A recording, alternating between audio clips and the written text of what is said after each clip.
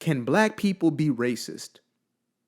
That back in, antiquity would have been the most, even a few years ago, let's say like 2 decades ago, if somebody asked, can black people be racist? The average person with a functioning brain, half a functioning brain, and I don't mean that to be funny, I mean straight up, would at least be able to rationalize that, well, yeah, I mean, if anybody else can be racist, then of course a black person, what would separate them, right? We're all created equal, so of course you could be equally racist. But in this day and age, we have been conditioned out of, first of all, we've been gaslit out of the definition of racism, right? The belief of one's racial superiority. And now we've replaced it with all of these straw man fallacies, all of these ideas and concepts and nebulous, ethereal things, the things out there that you just really can't fully quantify because it moves a goalpost.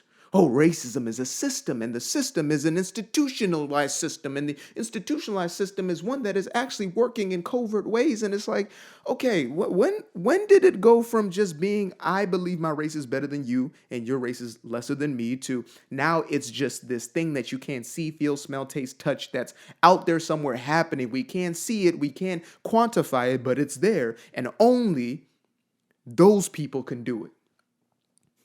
Huh? Now, I grew up in a country where there was literally apartheid. I was born and raised in a country where there's apartheid. My dad was the first class of black students that went to an all-white school, right? So we saw the shift from having a literal colonialized government to now having a fully black African government. And a lot of things happened on the way there. Let's just say we definitely got ourselves from colonialization to a dictator for 26 years. But that's not the story for today. What I'm getting into is this. In our country, it was a majority population black, right? And they literally kicked all the white farmers and white folks out of the country. So by the time I was now growing up, there was almost no white people there. It was mostly black. And yet, even in those environments where everybody looked the same and you could say had the same like genetic makeup, we still faced segregation.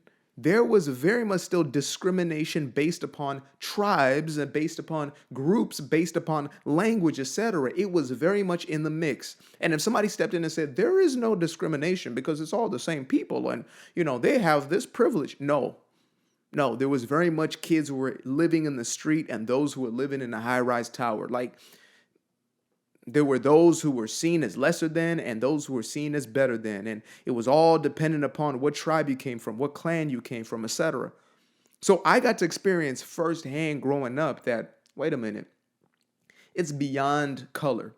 Now, moving to the United States and spending a majority of my younger years and young adulthood in the States, what I came to realize, especially over the last maybe 10, 15 years, was this bait and switch, right?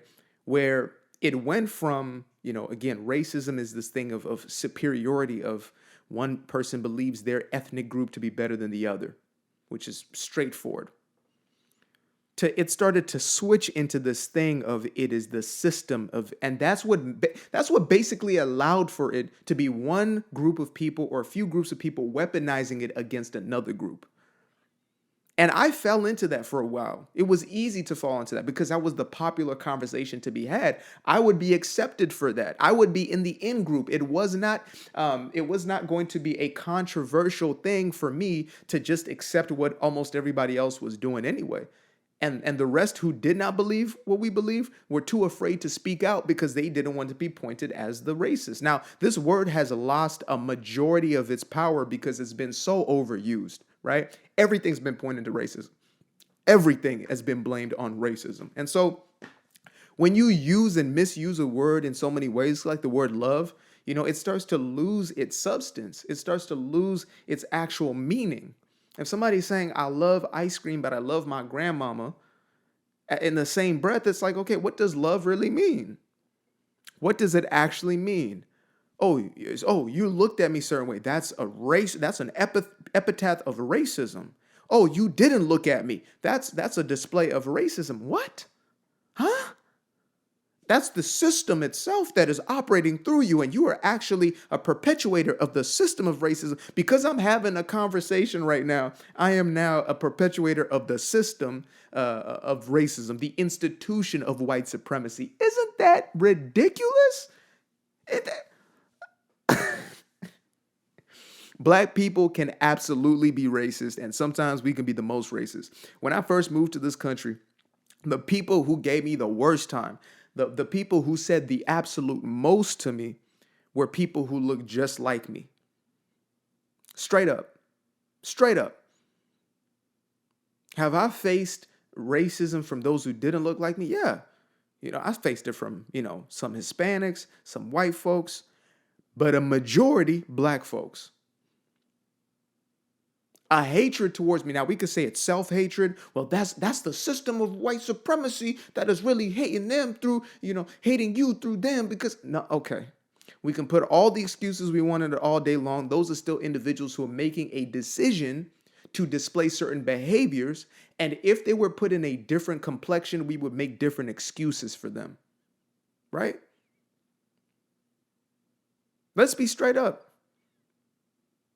We can absolutely, there is no race on this planet who cannot hold the belief that they are superior. And we see this all the time.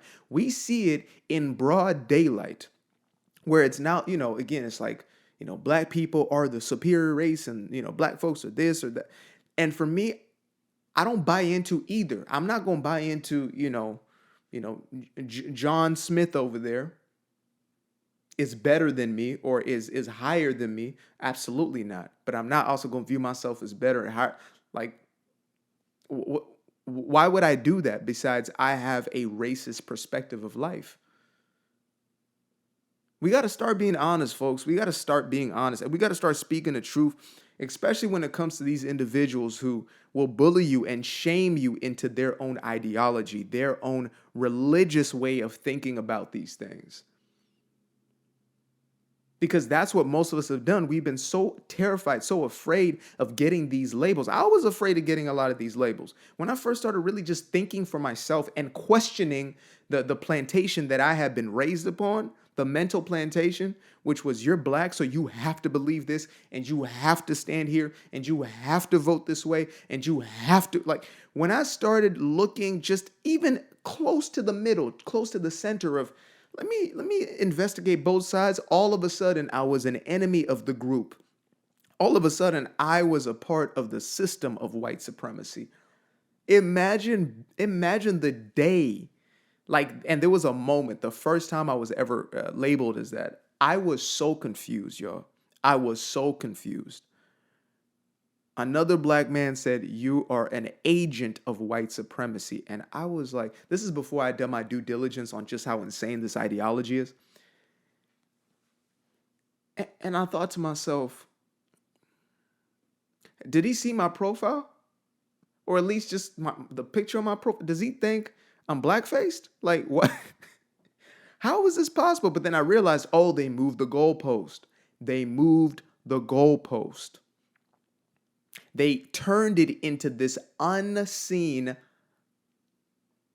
experience, right? Which happens in the subtleties and the nuances as opposed to an actual ideology. And so therefore, anybody I pin can just be a racist and we can be done with it. It's actually a way of suppressing suppressing an individual's own ideologies, their own belief systems. Because once you call somebody a racist, it's done for them. They're done in that argument. It's like crazy used to be that, right? If you just label somebody as crazy, the media would label this person as just crazy. Therefore, their opinions become irrelevant because that's just a crazy person talking. So now you can't have an argument because you're just a racist talking, right? It's a way to do away with your argument. It's a way for the group who's looking for power and control, which is exactly what it is. That's what, this woke ideology is about. It's about gaining control. Don't ever get that twisted. And if you're one of them watching this right now, that's what you're looking for.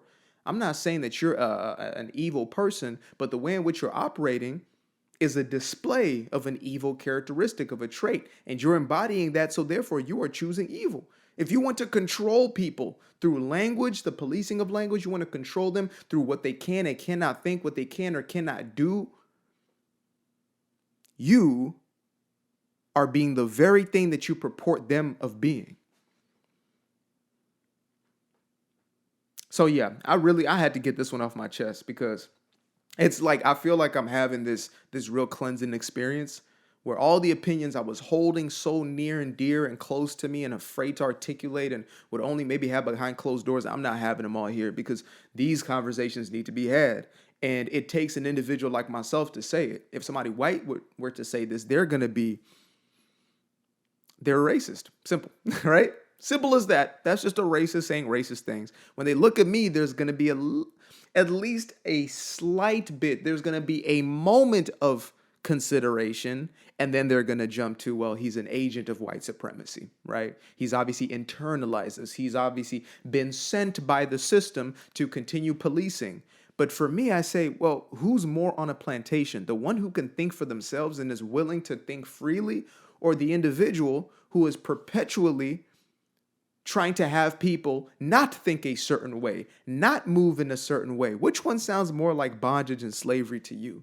The one who says, how dare you for thinking outside of our group? You cannot think outside of our group. You are the enemy if you're not in our group. Or the one who says, you know what? You should be able to think whatever you want. Because that's what I believe. I believe you should be able to think that all day. You should be able to voice that opinion or whatever it is. I'm not going to listen to it. But you should be able to voice that in the same way I will continue to voice my own.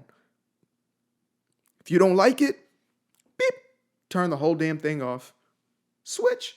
Go over and watch something else. There are a multitude of options that you have. A multitude.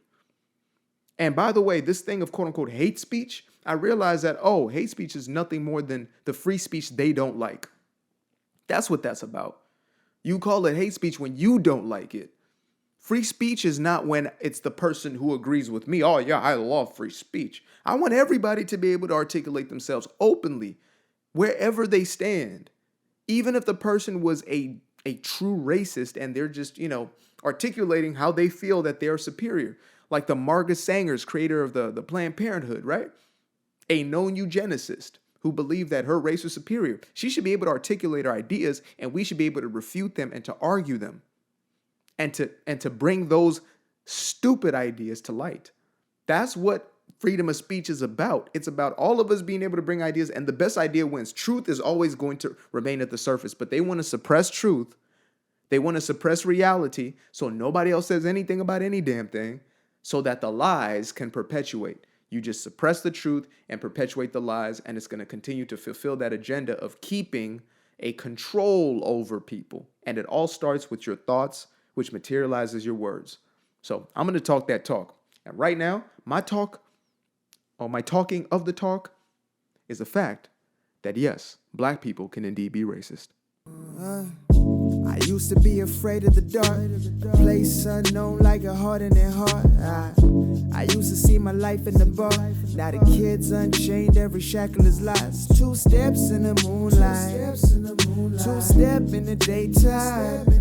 You just know when it feel right. You got a feeling the time's not. See you through those shades that I just threw on. Through my lenses, you just can't do no wrong. I fell in love with myself again. I fell in love with myself. I fell in love with the sunshine. I fell in love with the light. I fell in love with the full moon. I fell in love with the night.